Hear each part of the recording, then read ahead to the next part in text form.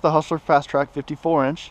We got a request in one of our comments to do a tutorial and a review on the Hustler Fastrak vacuum system right over here. So we're going to do that. I'm going to go over how to install it, how to take it on off, pros and cons about it, what we like, and whether or not if you should invest in this. So go ahead and stay tuned.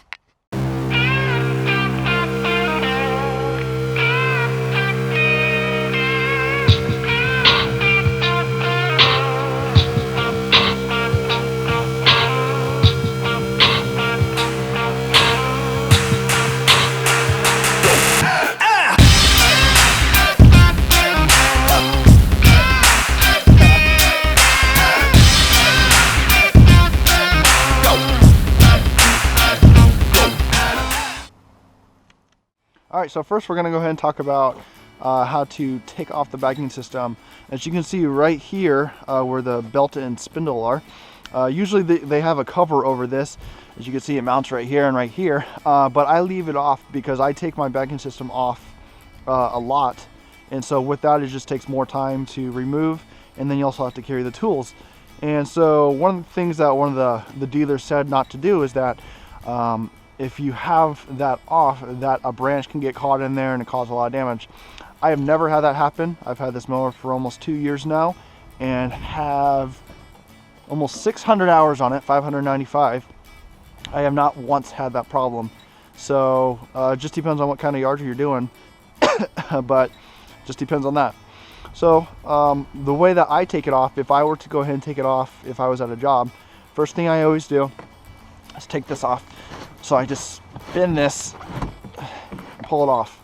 Now, when this was brand new, there was a tab right here that's supposed to hold this. That did not last long at all, and so that caused a lot of problems. So I just found it a faster way. I'll show you how to do that later. So I usually take that off first. You lift this up, and you take off the chute. So yay, that's done. So next, I go ahead and take off the belt. Now, the way I take it off is that since the spindle right here, or the pulley, I'm sorry, since that has a spring on it, I just lift that off, and that's good to go too. So another quick way that I take this off also is that you got your bolt right here to hold your blower onto your deck. I actually only keep this finger tight because this actually does not come loose. Like I said, I run this all the time, and so so this comes know all the tricks, and then that gets taken off like that. And then you can, again, just put the bolt back on whenever, okay, there we go. All right, and then now you got your little bracket to hold on to your deck, just held on by 2 screws. A little hint, if you're going to install this yourself, when you're bolting these on, you want to make sure that this, your little brace right here, whatever you want to call it, is all the way as close to the deck. If you can see right here where the bolt, it can move either this way or this way. Get as close to your deck, that way your blower system housing is sitting up against the edge of your deck, because if it's not, all that starts blowing out all your grass and it pretty much defeats the whole purpose. So that's a little trick right there. Next thing, we're going to take the bagger part off. Now, there's a couple ways to do this. Either you can take your bags out, which I'll show you how to take them off and on. You can take that out, or you can just lift the whole thing up if the bags are empty. So this comes with a little hook, as you can see right here, a little spring that hooks from the top, and you hook it right underneath right here. But this has gotten stretched out so much over the time I've used it that this is pretty much useless. So I had to come up, until I fix that later, with a bungee cord underneath. So all you do is, because you can see, vacuum system rests on these 2 posts right here connected to the frame. So if the bags are empty, all you gotta do, pull it up, pull it off. All right, and then there's my bungee cord. All right. So there's your 3 main parts to your vacuum system. And of course your bracket right there that holds on to it. All right, now that we showed you how to take it off, we're gonna go ahead and show you how to put it back on. So of course, like I said, there's a couple ways to do this, and we're just gonna kind of go over it. So first, I always grab my vacuum system first, and slide it on. Up. All right, as you can see, it's on. Like I said, another easy way is to take the bags off, and that makes it a lot easier on you. Next, I get my blower, and I just lost my bolt. There it is. All right, so this part slides in right there and hooks over the brace. All right, and what I always do is I take this part, slide it in this way. The reason why I do that is because if you did it from the other way, you got your tire kind of blocking it, as you can see right there. See, it's at an angle. So it's a lot easier to go this way and just slide it in. And like I said, you don't have to. I do finger tight just because there's not too much vibration where it really does come loose. So I just go finger tight, so that's okay. Or you can just, whatever. And then your belt, all you do is just slide that back over. All right, now when installing your belt, there is a way to do it. So I'm gonna take this thing completely off. That way you guys can see how I do it. All right, so this is a brand new belt that I actually just put on. So I'm gonna show you how to put the brand new belt on. As you can see, there's a bottom pulley and there's a top pulley right here. So the bottom one is the first one we wanna do because that has the spring.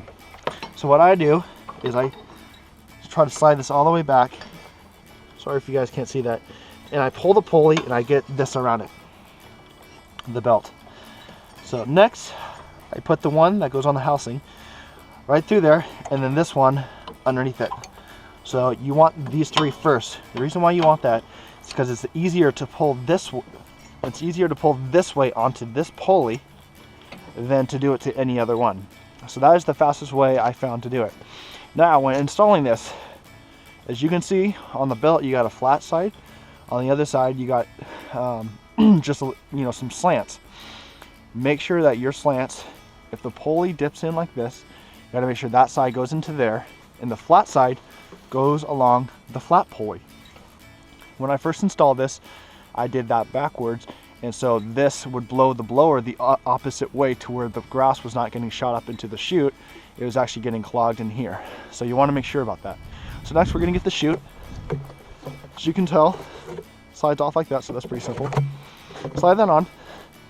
We got a little slot right here. We're gonna slide this on, put that over the tab, as you can see right there. Close that. Put this in. And like I said, there used to be a tab that would just clip over this, but it was so cheap that it broke within the first month I had this. So if you keep this bolt on, what I found that this plastic, if you just line this out with that, it kind of, over time, it will kind of make a little housing for that where it actually locks in there a lot better than the other way.